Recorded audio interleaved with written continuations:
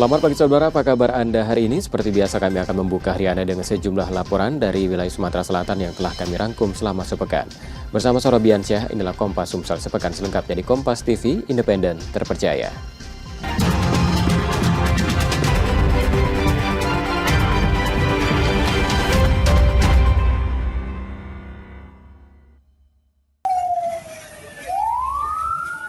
Kebakaran melanda sebuah tempat refleksi di Jalan Alam Syah Ratu Prawira Negara, Palembang pada Jumat 20 Juni 2025. Api tiba-tiba muncul dari bangunan ruko 3 lantai yang ditempati, memicu kepanikan penghuninya. Mereka keluar tanpa sempat menyelamatkan barang berharga. Salah satu penghuni Deca menuturkan listrik sempat padam sebelum api terlihat muncul dari salah satu ruangan. Ia tak kuasa menahan tangis saat mengetahui perhiasan, barang elektronik, dan dokumen pentingnya ikut hangus terbakar. Apalagi? Surat kader, PKB, KTP, kartu. Oh, dokumen-dokumen semua ya? Saat kejadian kita di mana, Mbak? Di depan. Di depan mana? Di depan. Oh, memang kosong. Oh, api dari mana? Api awalnya dari mana, Mbak, apinya? Di belakang. 6 unit mobil pemadam dari 3 pos damkar dikerahkan untuk memadamkan api. Proses pemadaman berlangsung selama beberapa jam. Dari ruang tengah ya, dari lantai bawah. Lantai bawah itu apinya sudah menjalar, sudah menjalar ke bagian dinding. Dugaan awal, kebakaran disebabkan korsleting listrik. Tidak ada korban jiwa dan penyebab pasti masih dalam penyelidikan polisi. Reski Oktora, Muklas Diferensial, Kompas TV, Palembang, Sumatera Selatan.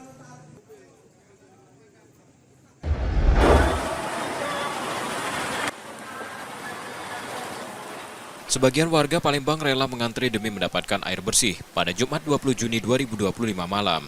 Salah satu lokasi yang menjadi tumpuan adalah depot pengisian air di Jalan Bambang Utoyo, Kelurahan 3 Ilir, Kecamatan Ilir, Timur 2.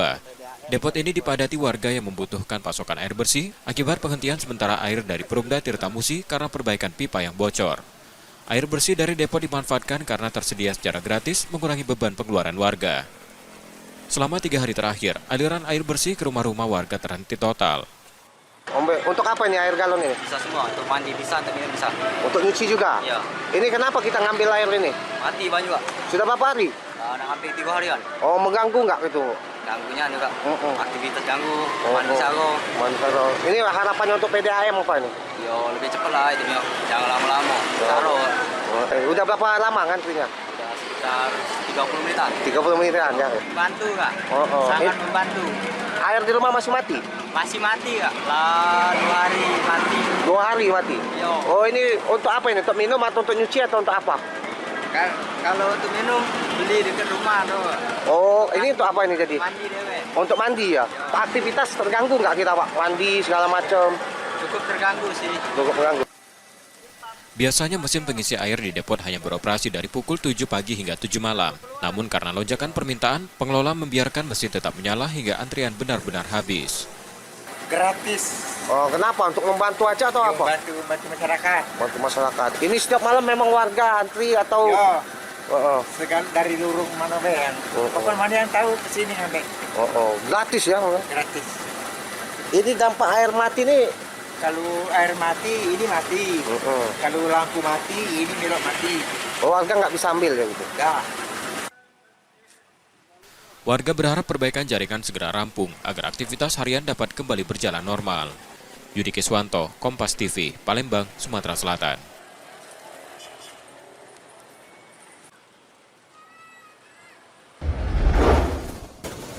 Setelah perbaikan kebocoran pipa air baku dari Intek Karanganyar menuju instalasi pengelolaan air 3 Ilir, Perumda Tirtamusi Palembang kini tengah melakukan proses normalisasi distribusi air bersih.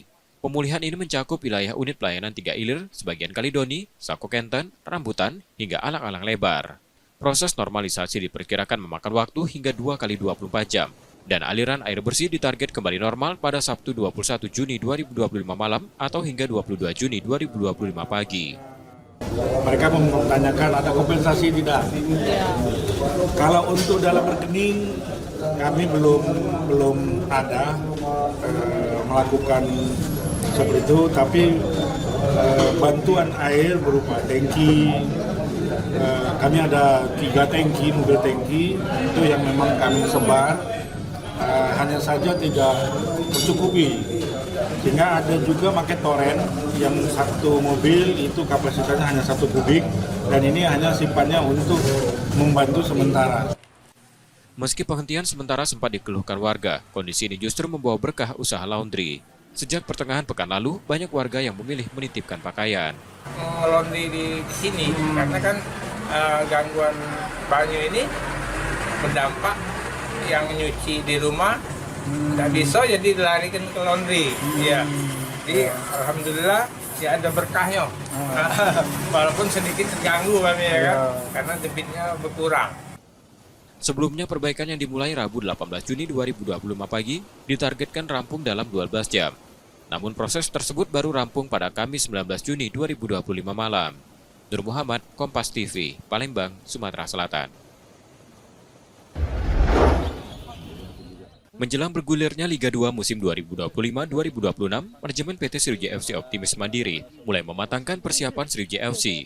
Langkah-langkah strategis pun dilakukan mulai dari penjajakan sponsor hingga merekrut pemain anyar untuk memperkuat skuad Laskar Wongkito musim ini. Manajemen juga terus mendorong dukungan dari pemerintah provinsi, kabupaten, dan kota sesumsel, serta mitra sponsor demi mengembalikan kejayaan klub kebanggaan masyarakat Sumatera Selatan ini. Juga meminta kepada seluruh sponsor untuk bahu-membahu mengembalikan kejayaan SFC menjadi pemain di Liga 1 ke depannya. Juga demikian dengan pemerintah daerah dan para pengusaha dan seluruh lapisan masyarakat, mari kita dukung klub bola kebanggaan kita, Wong kita. Tak kalah penting, semangat dan kekompakan supporter tetap menjadi energi utama. Manajemen berharap dukungan solid terus mengalir dari para pendukung setia di setiap langkah perjuangan Sriwijaya FC. Nur Muhammad, Kompas TV, Palembang, Sumatera Selatan.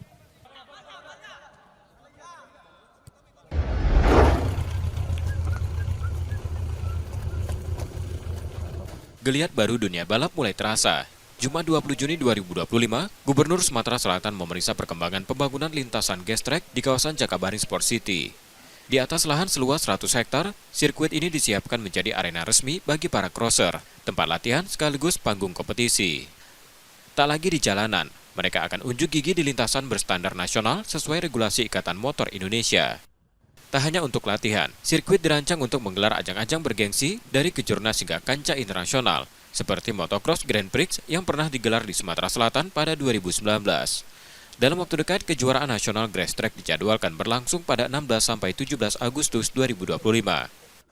Aku ajak IMI untuk kita siapkan lapangan ini, bukan hanya sekedar untuk narik kejuaraan-kejuaraan di sini, bukan itu baik, tapi kita yang paling penting adalah mano anak-anak muda kita, para crosser atau yang punya bakat motor cross, jangan di jalan raya. Jadi inilah tempatnya, tempat berlatih, tempat bertanding yang sudah skala nasional, sudah sesuai dengan standar IMI. Jadi tidak asal jumping baik, tidak asal ngecot baik, tidak, tapi sudah ada ukurannya galo.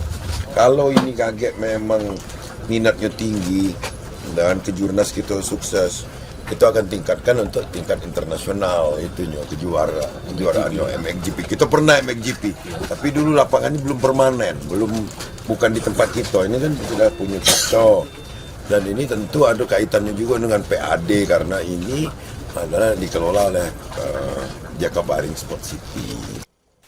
Dikelola langsung JSC, sirkuit ini juga diharapkan menjadi sumber pendapatan baru bagi daerah. Muhammad Reza Palevi, Kompas TV, Palembang, Sumatera Selatan.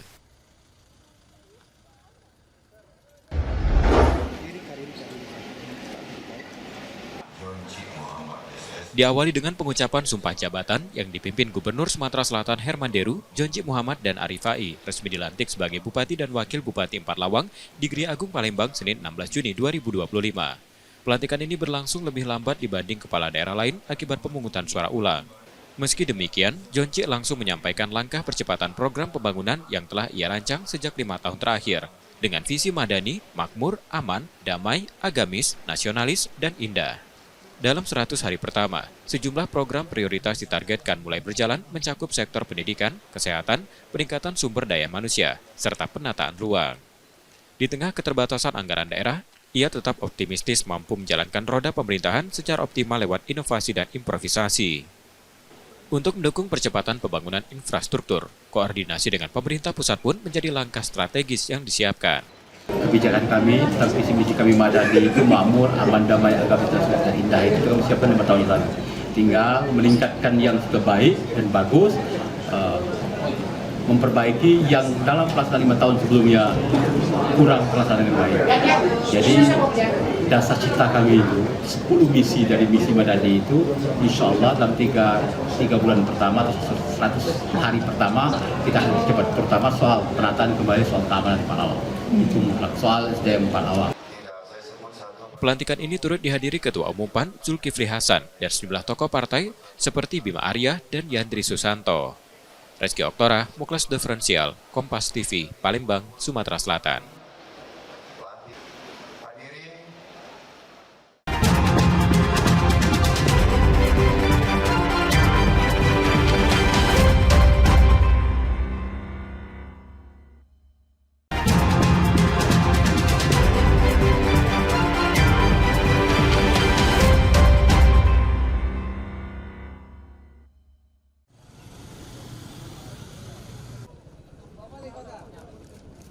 Menteri Koordinator Bidang Pangan Zulkifli Hasan meninjau mokap Koperasi Kelurahan Merah Putih di Kelurahan Sukodadi, Kecamatan Sukarami, Palembang, Sumatera Selatan. Dalam kunjungan tersebut, Menko Pangan melihat aktivitas unit koperasi yang dirancang untuk memperkuat ekonomi masyarakat di tingkat kelurahan. KKMP hadir sebagai solusi untuk memutus rantai tengkulak, menghadirkan harga kebutuhan pokok yang lebih terjangkau, serta mendorong perputaran ekonomi lokal. Tak hanya itu, koperasi ini juga disiapkan sebagai mitra penyalur bantuan pemerintah agar distribusi lebih tepat sasaran dan menghindari praktik pengoplosan barang. Di Palembang, 107 koperasi serupa telah terbentuk dan siap diimplementasikan. Prosesnya kini tinggal menunggu sinergi lebih lanjut dengan para pemangku kepentingan. Itulah inginnya Bapak Presiden, setiap desa, setiap kelurahan ada pusat kegiatan ekonomi yang memutus rantai pasok yang panjang. Jadi rakyat berapa tuh harganya? Ya, berpanjang sekali. Kalau sekarang tidak, dari Patrania Niaga gas langsung drop ke Kopdes. Jadi banyak yang dipotong. Ya, itu. Nah, jadi setiap desa Presiden ingin tidak ada orang yang kesulitan sembako. Tidak membeli dengan harga yang lebih tinggi, ya, orang desa kelurahan jangan sampai membeli harga lebih tinggi. Nanti bagi-bagi duit lagi, itu Menko Pangan itu dapat koper-koperan uang, enggak, karena dia tidak ada dari APBN. Semua kita lakukan dengan cara bisnis, pure bisnis murni yang ada dalam plafon pinjaman, kemudian usaha-usahanya yang jelas sudah pasti dibutuhkan masyarakat. Seperti minyak goreng, beras, gula, dan seterusnya, dan seterusnya. Dari sisi legalitas, sekitar 79.000 musyawarah desa khusus telah rampung dengan 50 hingga 60% diantaranya telah terdaftar di Kementerian Hukum dan HAM. Hal ini membuka peluang pengajuan plafon dana hingga 3 miliar rupiah per koperasi. Ini adalah sebuah motivasi untuk kita di 107 kelurahan menggerakkan ekonomi kerakyatan. Dan alhamdulillah syukur untuk Koperasi Merah Putih 107 di Palembang semuanya sudah tuntas, sudah semua terbentuk. Tinggal ya implementasi di lapangan. Maka dari itu kita butuh sinergi kerjasama dengan stakeholder terkait. Tadi sudah disebutkan Pak Menko semua. Saya kira begitu ya. Kalau di Palembang ada berjalan baru di sini Pak ya? Sebenarnya sudah ada beberapa yang jalan, tinggal di monitoring saja nanti dinas koperasinya.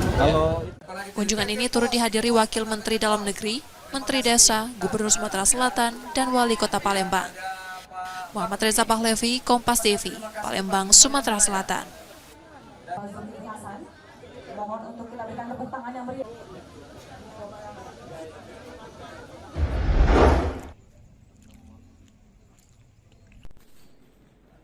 Sebanyak 4 kg sabu dan 2.472 butir pil ekstasi dimusnahkan Satuan Reserse Narkoba Polrestabes Palembang Selasa 17 Juni 2024. Narkoba tersebut merupakan barang bukti hasil operasi penangkapan 3 tersangka kurir. Sebelum dimusnahkan, barang bukti terlebih dahulu diuji tim laboratorium forensik dan dipastikan mengandung metafetamin. Proses pemusnahan dilakukan dengan cara di blender, dicampur cairan pembersih lantai lalu dibuang ke saluran air agar tidak bisa digunakan lagi. Narkoba asal Pekanbaru itu dimusnahkan sebagai bagian dari prosedur hukum dan upaya pencegahan penyalahgunaan barang bukti. Barang ini memang wajib harus kita musnahkan karena totalnya sekitar 4 kilo dan indeks 2.400. Nah, tadi sudah disampaikan bahwa ini sudah, kalau memang kita biarkan, tadi disampaikan bisa hampir ada yang hampir 500.000 jiwa, ya. Nah, jadi ya memang ini. Dan kalau memang tidak dimusnahkan, mana barang itu kan?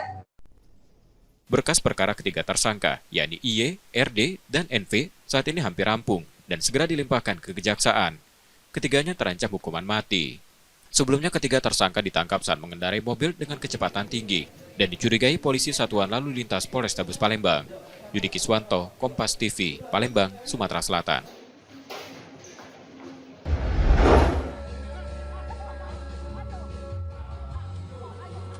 Keributan antara seorang ibu rumah tangga, YT, dan seorang pria JN terjadi di sebuah rumah ibadah di kawasan Sukabangun, Palembang. Dalam insiden itu, YT mengaku dilecehkan dan dibully JN di hadapan umum. Ia menyebut saat cekcok terjadi, JN mendorong bagian tubuh sensitifnya di tengah keramaian. Merasa dipermalukan, YT melaporkan JN ke Polrestabes Palembang atas dugaan pelecehan seksual. Ia juga mengaku mengalami trauma pasca kejadian. Kami juga menghormati yang bersangkutan tokoh agama, sehingga kami tidak mau menyebut secara spesifik namanya. Kami tetap pakai inisial yaitu AJ. Itu ada acara Buyut Cukongkong itu di daerah Sukabangun 2. Di daerah Sukabangun 2, klien kami hadir di sana, terlapor pun hadir di sana. Ya. Di sana itulah terjadi keributan. Dia mengenai dada saya, karena saya ngerasa dia mengenai dada saya tepis. Kan kelihatan jelas dalam video itu, saya nepis. Karena saya ngerasa dia yang dorongan kedua tuh mengenai dada saya. Saya menepis, kamu boleh lihat dalam video itu terlihat jelas kok. Sementara itu JN membantah tuduhan tersebut. Menurutnya dorongan yang dilakukan hanya mengenai bagian leher korban. JN pun melaporkan balik YT atas dugaan laporan palsu dan pencemaran nama baik. Apakah di dalam video itu memang benar, Koko? Betul kalau dalam video itu. Nah, setelah itu ingin saya sampaikan juga sebelumnya Yanti kenapa bertengkar sama saya di acara tersebut? Karena dia sudah saya laporkan 4 bulan lalu di Polrestabes ditangani PPA dalam kasus dia mengatai istri saya pernah aborsi. Hingga kini polisi masih mendalami laporan dari kedua belah pihak. Yudi Kiswanto, Kompas TV, Palembang, Sumatera Selatan.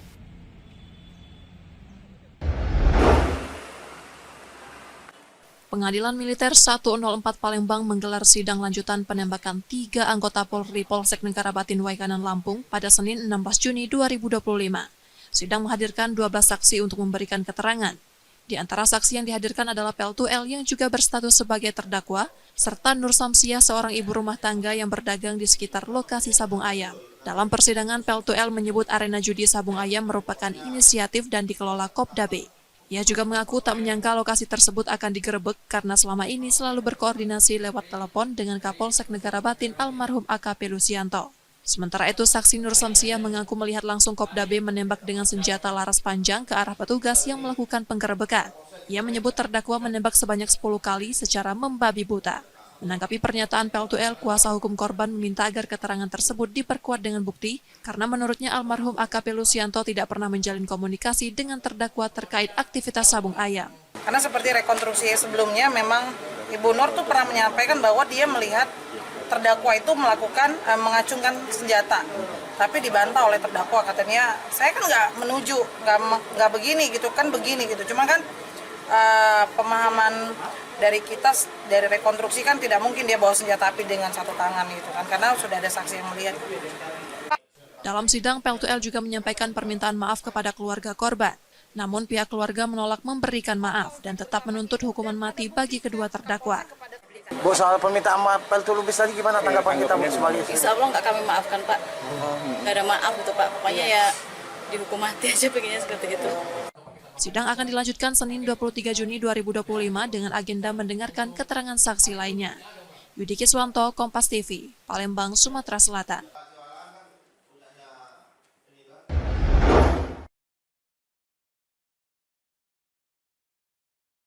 Seorang pria berpakaian putih dan mengenakan topi terekam kamera pengawas saat menjalankan aksinya di sebuah toko timbangan di Jalan Lejen Harun Sohar, Sukarami, Palembang. Ia terlihat mondar-mandir masuk ke dalam toko hingga 3 kali dalam waktu yang berdekatan. Aksi pencurian itu baru diketahui keesokan harinya saat pemilik toko menemukan pintu belakang dalam kondisi rusak dan sejumlah barang telah hilang. Di antaranya sepeda motor, laptop, dan perangkat elektronik lain dengan total kerugian ditaksir mencapai 50 juta rupiah. Pelaku diduga beraksi seorang diri masuk dengan cara merusak pintu menggunakan alat bantu. Dari rekaman yang ada, ciri-ciri pelaku tidak dikenali pemilik toko. Diduga toko tersebut telah menjadi target pengintaian sejak beberapa waktu sebelumnya.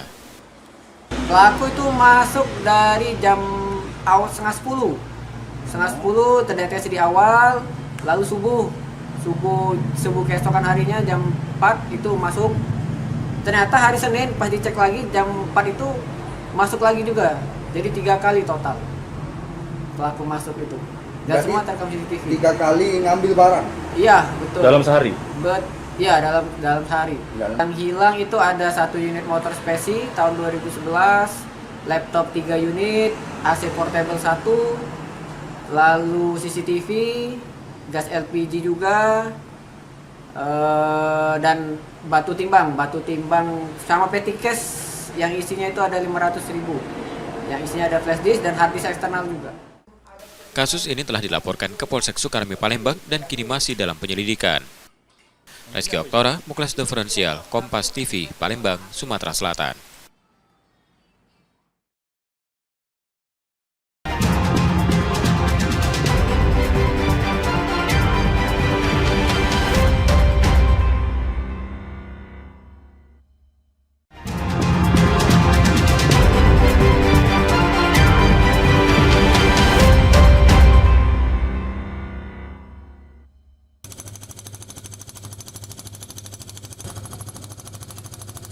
Menindaklanjuti laporan warga, Satuan Polisi Pamung Praja Kota Palembang membongkar sebuah jembatan yang dibangun tanpa izin di atas aliran anak sungai di Jalan Sukorejo, Lorong Kunir, Kecamatan Ilir Timur 3. Jembatan tersebut dinilai mengganggu aliran sungai hingga memicu genangan air di kawasan sekitar. Sebulan sebelumnya, petugas telah membongkar bagian pagar jembatan. Kali ini pembongkaran dilakukan secara menyeluruh. Waktu itu sempat berbanjir, makanya waktu itu pas posisi hujan, makanya kita cek ke lapangan. Setelah kita cek ke lapangan memang benar, kita koordinasi juga dengan PU secara teknis, sudah itu baru kita berikan sesuai dengan SOP. Yang tidak ada izin, tetap kita lakukan pembongkaran sesuai dengan prosedur yang ada, seperti itu. Belum, tadi kita lakukan pembongkaran, untuk sanksi pembongkaran, nanti kalau memang ini kita akan lakukan tipiring nanti. Kita akan ikut ke sidang justisi. Satpol PP mengingatkan masyarakat agar tidak mendirikan bangunan di atas aliran sungai tanpa izin dari pemerintah, demi menjaga fungsi saluran air dan mencegah resiko banjir. Nur Muhammad, Kompas TV, Palembang, Sumatera Selatan. Lomba Jaya 3 kebakaran. Kebakaran melanda sebuah rumah di kawasan pemukiman padat Kemuning, Palembang. Api diduga berasal dari salah satu ruangan dan dengan cepat membesar menghanguskan seluruh bangunan. Saat kejadian, rumah dalam keadaan kosong karena pemiliknya tengah berjualan. Rumah tersebut dihuni pasangan suami istri bersama 2 anak yang histeris saat mengetahui kediaman mereka hangus di lalap api. Rumah ini ada wongnya, cuma mungkin wongi Lek Siti ini mungkin keluar. Oh, berarti dalam kondisi kosong tadi, Pak? Kondisi kosong. Oh. Ini berapa rumah, Pak, yang terbakar, Pak? 1 rumah dia pribadi. Oh, rumah pribadi. Aku dihubungi itu sekitar jam 9:04. Dihubungi oleh rumah. Terus apinya langsung besar? Apinya besar, aku datang ke sini besar. Upaya pemadaman sempat terkendala akses jalan sempit dan banyaknya warga di lokasi. Namun api berhasil dipadamkan 45 menit setelah 8 unit mobil pemadam kebakaran turun ke lokasi. Ini seperti yang kita lihat, ini masuk lorong. Jadi ya lorong, banyaknya massa yang ingin menyaksikan. Berapa rumah, Pak, yang terbakar, Pak? 1 rumah, 1 kakak, 4 jiwa. Ada korban nggak, Pak? Tidak ada. Hingga kini penyebab pasti kebakaran masih dalam penyelidikan pihak kepolisian. Rizky Oktora, Muklas Diferensial, Kompas TV, Palembang, Sumatera Selatan.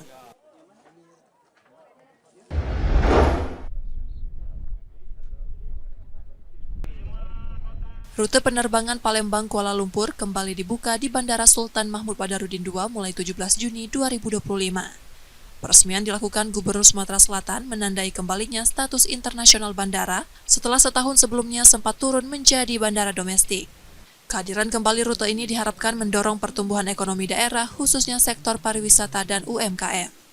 Selain membuka peluang lebih luas bagi pelaku usaha lokal, jalur langsung ke negeri jiran ini juga memangkas waktu dan biaya perjalanan yang sebelumnya harus transit di Jakarta atau Batam. Pembukaan ini juga menjadi strategi pemulihan konektivitas udara antara Indonesia dan Malaysia. Sebelum perubahan status bandara, tercatat 7 penerbangan dari Malaysia menuju Palembang aktif beroperasi. Di sini yang kita harapkan adalah bukan hanya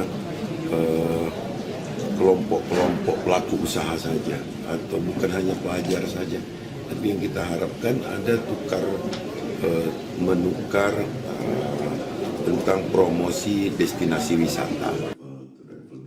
Sebagai bagian dari promosi awal, maskapai yang melayani rute ini menawarkan harga tiket spesial mulai dari Rp599.000 yang memberikan opsi perjalanan yang lebih terjangkau bagi masyarakat.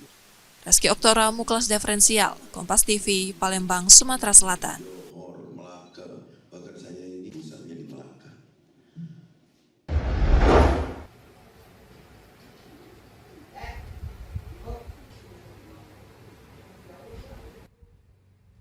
Rekaman kamera pengawas merekam aksi pencurian sepeda motor di rumah seorang ketua RT di Jalan Sukabangun 1, Kecamatan Sukarami, Palembang, Senin 10 Juni 2025.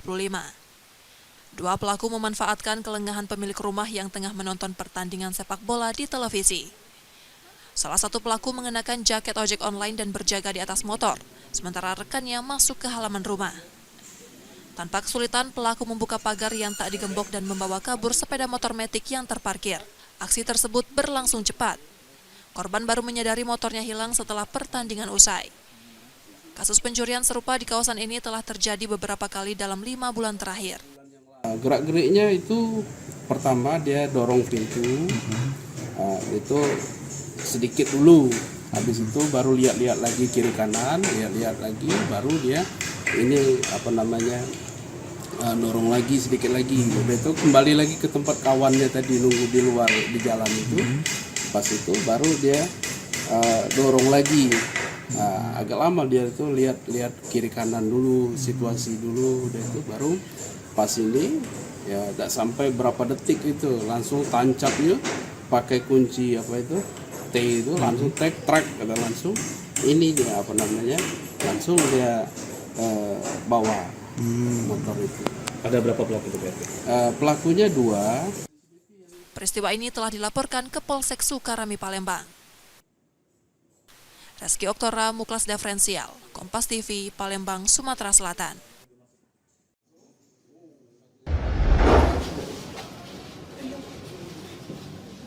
Direktorat Reserse Narkoba Polda Sumsel memusnahkan 11,7 kg sabu dan 1.317 butir pil ekstasi. Barang bukti ini merupakan hasil pengungkapan kasus narkotika selama Mei hingga awal Juni 2025.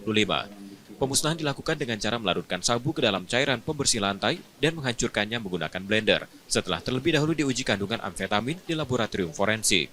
Proses ini disaksikan 16 tersangka yang seluruhnya berperan sebagai kurir. Para tersangka ditangkap di 5 wilayah berbeda di Sumsel, yakni Palembang, Banyuasin, Musi Banyuasin, Prabu Muli, dan Muara Enim, dengan 19 laporan polisi. Mereka diduga masih satu jaringan dengan kasus penyeludupan 2 ton sabu yang diungkap di Kepulauan Riau pada akhir Mei lalu. Salah satu tersangka Antoni ditangkap di kawasan Sukabangun 2 Palembang. Ia kedapatan membawa sabu seberat 11 kg yang disimpan dalam sebuah tas besar. Dengan ancaman hukuman yaitu seumur hidup ataupun hukuman mati. Terus untuk jumlah tersangka ada 16 orang semuanya dan barang bukti sebanyak sebelum disisihkan sebanyak 11.838,64 gram. Saat ini seluruh tersangka ditahan di Polda Sumsel dan terancam hukuman penjara seumur hidup atau pidana mati.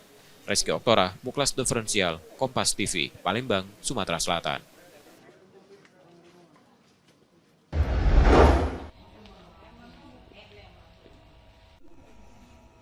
Rustam Effendi, warga Kecamatan Kertapati menjadi salah satu korban kecelakaan lalu lintas yang terjadi di kawasan Jembatan Musi 2 Palembang. Ia dilarikan ke IGD RSUD Palembang Bari dalam kondisi pingsan. Korban mengalami luka serius akibat benturan keras di kepala dan cedera di kaki. Insiden bermula saat Rustam yang berboncengan dengan istri dan anaknya keluar dari gang dan mencoba mengambil jalur putar balik menuju jembatan Musi 2 dengan melawan arus. Saat hendak menyeberang datang sepeda motor lain dari arah berlawanan dengan kecepatan tinggi hingga tabrakan tak terhindarkan. Kedua kendaraan mengalami kerusakan parah, sementara pengendara menderita luka ringan hingga berat. Aku ini dari arah Poligon mau ke flyover Keramasan gitu lah. Ya. Beliau ini maling jalur mau ke arah Poligon dari lorong kecil itu keluar. Aku ini ke sebelah kanan sudah, sebelah kiri kayaknya ada mobil. Aku tuh udah jimat dia mendadak keluar, aduh dia langsung di depan. Jadi tidak terrespon lagi. Wah tabrakannya. Kecepatan kurang lebih 60-70. Kakak, kecepatannya berapa? Enggak, beliau ini maling jalur, dia pelan. Dia maling jalur naik bocor. Ngelawan arah. Aku udah siap. Tahu ya, udah terrespon lagi. Aku tidak tahu-taunya sudah terkapar. Nah, ngapa mak ini aku mak itu? Tidak tahu nih anakku. Tidak sadar, tahu-taunya aku tergeletak. Aku cak ini, cak melayang itu. Suami luka apa? Itu banyak tuh. Itu kakinya patah? Kakinya patah kayaknya. Lehernya enggak, ininya apa? Ininya tokak, kepalanya tokak. Polisi telah mengamankan kendaraan yang terlibat dan menangani kasus ini dari unit Gakum Satlantas Polrestabes Palembang. Yudi Kiswanto, Kompas TV, Palembang, Sumatera Selatan.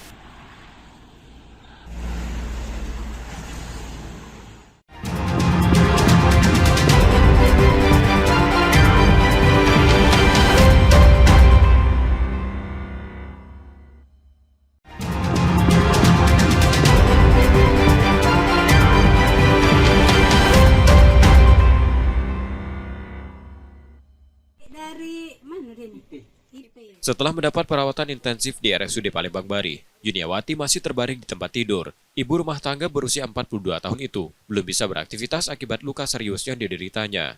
Ia menjadi korban penjamretan bersama anaknya, Ray Pratama Jaya, saat pulang berbelanja dari sebuah mal. Keduanya tengah menumpang ojek online ketika tiba-tiba dipepet dua pria tak dikenal di Jalan Wali Kota Husni Tamrin, seberang Ulu 1. Pelaku menarik dompet yang dipegang korban hingga membuat mereka terjatuh ke jalan. Setelah membawa kabur dompet berisi uang tunai 5,5 juta rupiah, pelaku melarikan diri. Dompet yang ditarik. Iya, sambil teriak kan. Langsung tarik kuat itu. Apa mungkin terajangnya apa cak mana langsung nyampak gitu. Oh, jatuh ya? Iya, langsung terobos lari dia. Oh, yang diambil apa? Aduh, duit sekitar 5 juta. Dalam 5 juta 500 dalam dompet. Rencananya korban akan melapor ke polisi. Sebelumnya video korban yang tergeletak setelah dijamret viral di media sosial pada Rabu 18 Juni 2025 malam silam. Warga yang melihat kejadian membawa korban ke rumah sakit. Hingga kini polisi masih menunggu laporan untuk memulai penyelidikan. Yudi Kiswanto, Kompas TV, Palembang, Sumatera Selatan.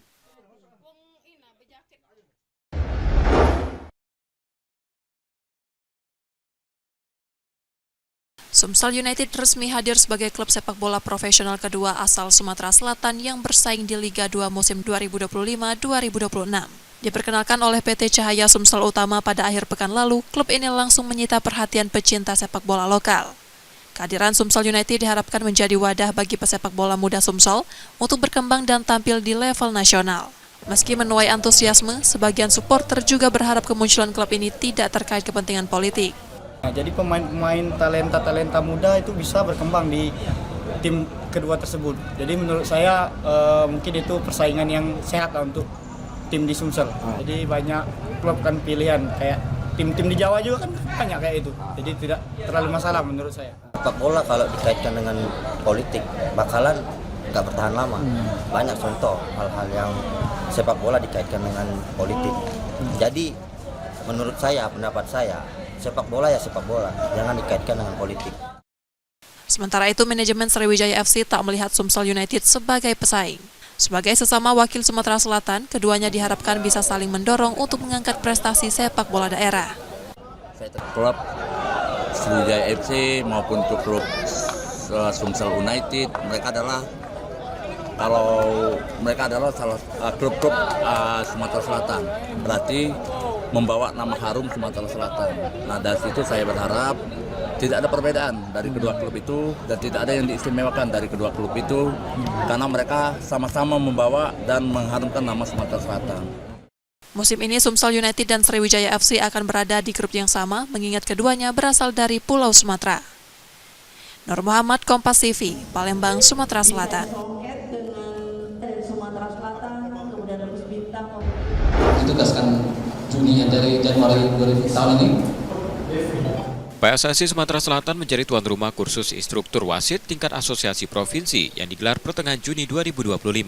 Sebanyak 22 peserta dari Asprof PSSI Sumsel dan Lampung mengikuti pelatihan ini, yang dikhususkan bagi mantan wasit berlisensi nasional serta wasit aktif di Liga 1.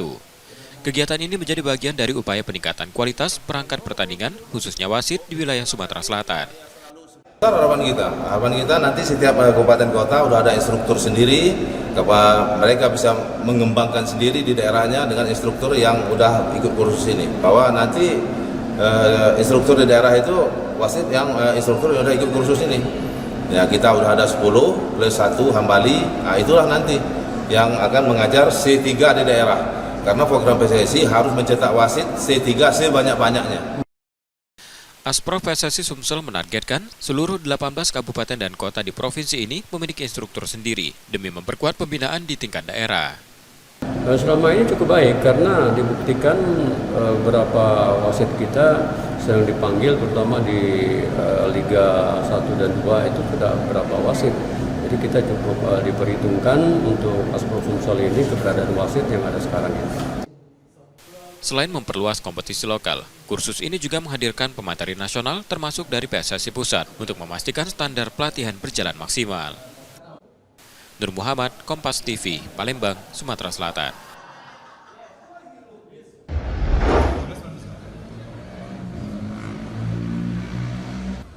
Sekolah sepak bola KMP Bumara FC menggelar coaching klinik untuk 130 pemain binaannya yang berusia antara 6 hingga 15 tahun. Kegiatan ini menghadirkan pelatih Timnas Indonesia U17 Nova Arianto sebagai mentor utama. Pemilihan Nova sebagai pembina bukan tanpa alasan. Sosok berpengalaman ini sukses membawa Timnas U17 tampil di Piala Dunia 2025 dan kini diharapkan dapat menularkan ilmunya ke talenta muda di Palembang.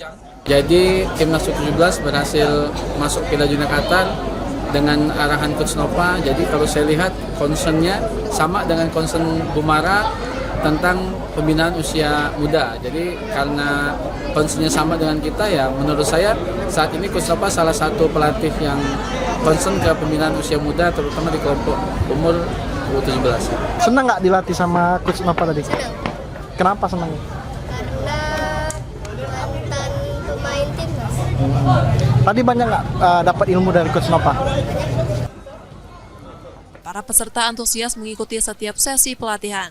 Fokus utama coaching klinik ini mencakup penguatan dasar teknik seperti passing dan dribbling yang menjadi fondasi penting dalam pembinaan usia dini. Yang pasti dengan 1 hari pasti tidak akan maksimal ya, karena waktunya kita tidak cukup karena saya hanya punya waktu sekitar 1 jam, tapi saya tekankan kepada mereka yang masalah skill individu ya, dan fokusnya saya hanya fokus di passing dan dribbling karena itu menjadi poin utama kunci kita selama ini yang masih kurang ya. Saya lihat di Timnas 17 juga sama masalah passing dan saya coba berikan mereka dan semoga mereka bisa belajar. Hanya itu, pengembangan sepak bola akar rumput juga menjadi perhatian. Ketersediaan kompetisi usia muda dinilai krusial untuk mendukung pembinaan berkelanjutan di tanah air. Nur Muhammad, Kompas TV, Palembang, Sumatera Selatan.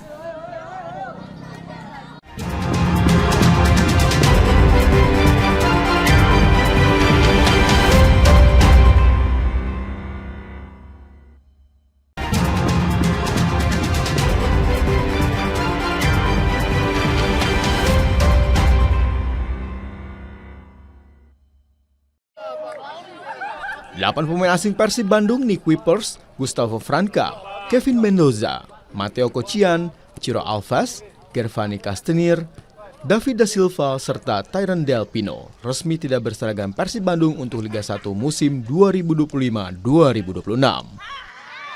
Deputi CEO PT Persib Bandung bermartabat Aditya Putra Hernawan bilang perihal perpanjangan kontrak pemain asingnya sudah dikomunikasikan dengan pemain. Seperti Tyron Del Pino yang enggan memperpanjang kontrak di Maung Bandung. Pemain yang masuk dan keluar itu adalah hak prerogatif dari pelatih. Spesifik untuk Taiwan ini kita sudah menyampaikan formal. Jadi saya sudah berdiskusi dia secara formal, dengan verbal dan juga formal. Jadi kita udah ketemu dan bicara berdua dan dia menyampaikan untuk menyertakan dokumen formal dan kita udah sampaikan, tapi kita tidak menemu titik tengah untuk perpanjangannya. Tapi kita secara resmi sudah menyampaikan. Karena mekanisme gitu teman-teman. Sebelum kita menyampaikan surat resmi offering, kita tanya dulu orangnya, verbal dulu. Kalau verbalnya udah oke, baru kita dorong. Tapi kalau verbalnya udah bilang nggak mau, nggak bisa, ya kita nggak akan kirim offering letter.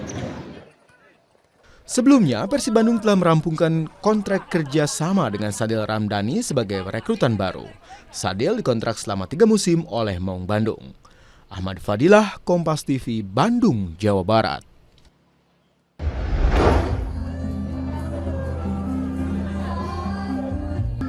Pemerintah Kota Palembang terus membuka ruang pelaku usaha lokal untuk tumbuh dan berkembang. Melalui Festival Pesona UMKM dan Kuliner Halal Nusantara 2025, geliat ekonomi kreatif ditampilkan dalam ragam cita rasa dan inovasi produk halal dari berbagai wilayah. Festival ini menjadi wadah promosi sekaligus edukasi yang tak hanya menampilkan 93 stand UMKM dari berbagai sektor, tetapi juga menghadirkan layanan sertifikasi halal bagi pelaku usaha. Harapan saya UMKM kita 93.147 apalagi tadi diikuti oleh UMKM di luar kota Palembang paling tidak bisa lebih diberdayakan lagi, dan ini akan menggeliatkan perekonomian Palembang, apalagi sekarang perekonomian Palembang selagi meningkat dari 5,11% ke 5,13%. Saya yakin dan percaya dengan aktivitas dan program kegiatan sejenis ini akan terus membangkitkan perekonomian kota Palembang. Saya kira itu ya. Kontribusi UMKM terhadap pertumbuhan ekonomi kota pun kian terasa. Ekonomi Palembang menunjukkan tren positif naik dari 5,12% menjadi 5,13%. Jadi kita bertujuan untuk memasarkan, mengenalkan produk UMKM yang ada di kota Palembang yang selama ini kadang-kadang tidak, terutama diwakilkan oleh kecamatan-kecamatan. Itu di kecamatan itu mempromosikan UMKM yang ada di kelurahan. Kedepan, Pemkot mendorong kolaborasi lintas sektor agar pembinaan pada UMKM lokal semakin terarah dan berkelanjutan. Nur Muhammad, Kompas TV, Palembang, Sumatera Selatan.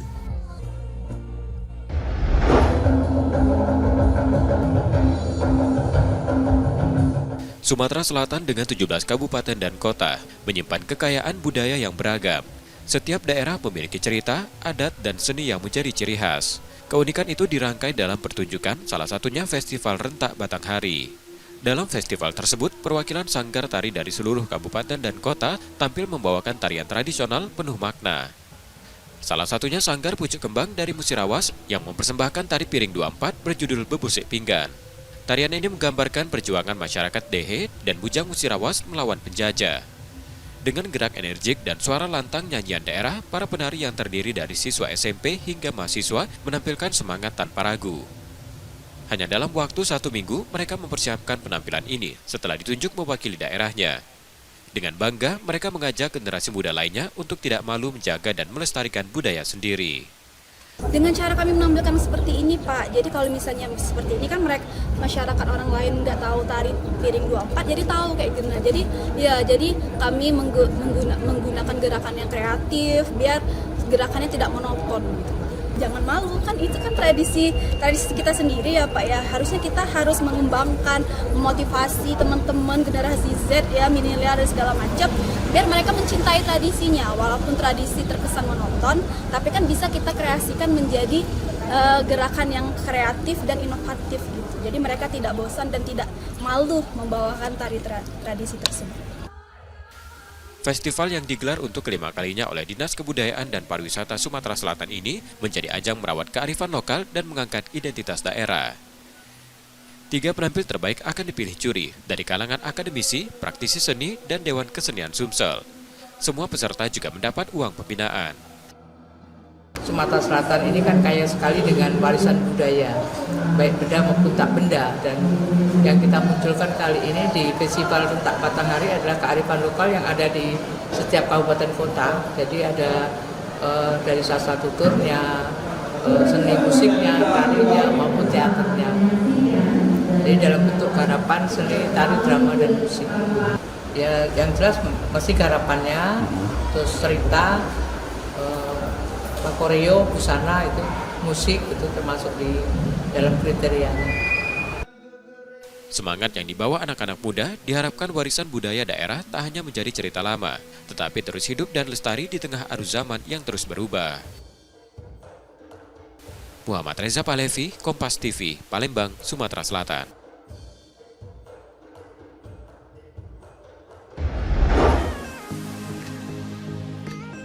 John Harry, sarjana teknik sipil ini memilih berhenti bekerja pada 2010 demi merawat ibunya yang sakit.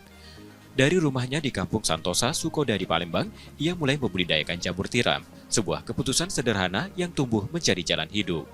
Usahanya sempat terhenti, lalu kembali bergeliat pada 2016 saat John melihat peluang kebutuhan jamur tiram di Palembang mencapai 750-800 kg per hari. Sayangnya, petani lokal hanya mampu memenuhi sekitar 400-500 kg, sisanya masih didatangkan dari Lampung. Dari kebunnya di Jalan Letjen Harun Sohar, satu kumbung jamur milik John mampu menghasilkan 15 kg per hari, dengan omset bulanan sekitar 10 juta rupiah. Namun prosesnya panjang. Serbu kayu sengon, dedak, dan kapur dolomit dicampur dan dikomposkan semalam. Campuran ini kemudian dikemas, disterilkan, dan dibibitkan selama 30 hari di ruang inkubasi. Setelah itu, media tanam dipindah ke kumbung dan menunggu hingga 2 bulan untuk panen. Satu backlog bisa menghasilkan jamur hingga 5 kali panen. Ya awalnya gini, 2010 itu ibu saya kan sakit stroke. Ibu saya itu butuh perawatan, nggak bisa ditinggal. Saya dulu kerja emang, tapi pilihan ketika ibu kita stroke, ya kita harus kerja atau nemenin gitu. Ya akhirnya saya putuskan buat menemenin ibu saya yang stroke. Ya caranya gimana supaya nggak keluar dari rumah? Ya makanya saya usaha budidaya jamur tiram. Kedepannya saya juga berharap dari koperasi Kelurahan Sukodadi ini ada saya menghasilkan plasma gitu, plasma buat memenuhi kebutuhan jamur tiram yang menurut saya masih kurang di Palembang ini gitu. Karena kalau mengadakan saya sendiri ya mungkin agak lama, tapi dengan adanya plasma-plasma nanti saya berharap ya jamur lebih banyak lagi gitu. Kini John bergabung dengan Koperasi Kelurahan Merah Putih. Ia berharap bisa mengembangkan sistem plasma agar produksi meningkat dan mampu mencukupi kebutuhan lokal. Ia juga bersiap merambah ke sektor hilir, menciptakan olahan jamur tiram sekaligus memberdayakan warga sekitar. Jamur segar dijual Rp25.000 per kilogram. Untuk pedagang sayur, harga berkisar Rp18.000 hingga Rp20.000. Produk dikirim ke pasar kilometer 12, pasar kilometer 5, dan juga dipasarkan secara online. Dari serbu kayu dan ketekunan, John menumbuhkan tak hanya jamur, tapi juga harapan. Muhammad Reza Palevi, Kompas TV, Palembang, Sumatera Selatan.